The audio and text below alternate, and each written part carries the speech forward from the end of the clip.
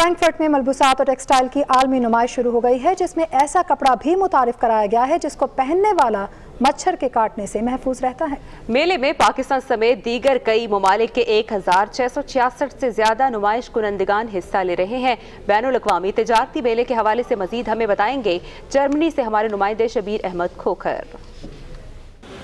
جرمنی کے شہر فرینکفرٹ میں سال بھر مختلف عالمی نمائشیں ہوتی رہتی ہیں، جن میں ملبوسات اور ٹیکسٹائل میلہ اس لحاظ سے اہم ہے کہ اس میں مستقبل کی ملبوسات اور ان کی تیاری کے لیے جدید مشینری کی نمائش کی جاتی ہے۔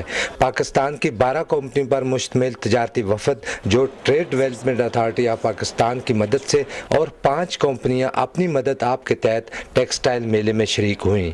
ہمیں یہاں پہ آ کے یہاں سے مٹیریل ٹیمپریریلی امپورٹ کر کے تب جا کے آپ ویلیو ایڈیشن کر کے آپ پاکستان کی ایکسپورٹ بڑھا سکتے ہیں۔ پرائم منسٹر آف پاکستان کا جو ویژن ہے ایکسپورٹ ڈبل کرنے کا، وہ اسی صورت میں ہوگا کہ ہم اپنے آپ کو ٹیکنالوجی میں اسٹرانگ کریں۔ ملبوسات اور ٹیکسٹائل نمائش یورپ میں ٹیکسٹائل کی مصنوعات متعارف کرانے کا بہترین ذریعہ ہے۔ ہم ٹیکنیکل فیلڈ میں کام کرتے ہیں، جو ایک نچ مارکیٹ ہے، ہم اس کے اندر we are very specialized with that.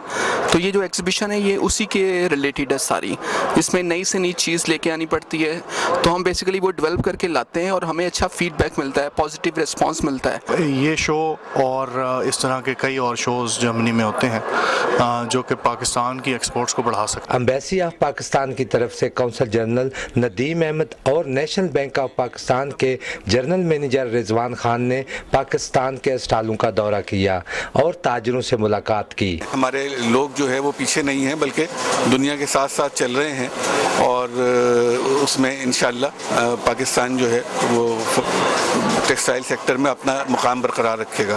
ملبوسات اور ٹیکسٹائل میں پاکستان کے برآمد کنندگان نے نہ صرف اپنی مصنوعات نمائش کے لیے پیش کی ہیں بلکہ انہیں دنیا میں ملبوسات اور ٹیکسٹائل کے شعبے میں ہونے والی جدت سے بھی آگاہی حاصل ہوگی۔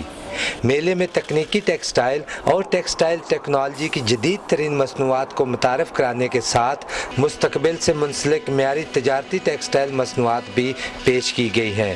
میلے کی خاص بات یہ ہے کہ اس میں اسپین کی ایک کمپنی کی طرف سے ایسا کپڑا بھی متعارف کرایا گیا ہے جس کو پہننے والا مچھر کے کاٹنے سے محفوظ رہتا ہے۔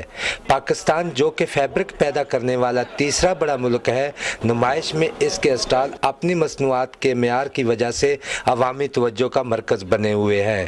شبیر احمد کھوکھر، پاکستان ٹیلی ویژن نیوز، فرینکفرٹ، جرمنی۔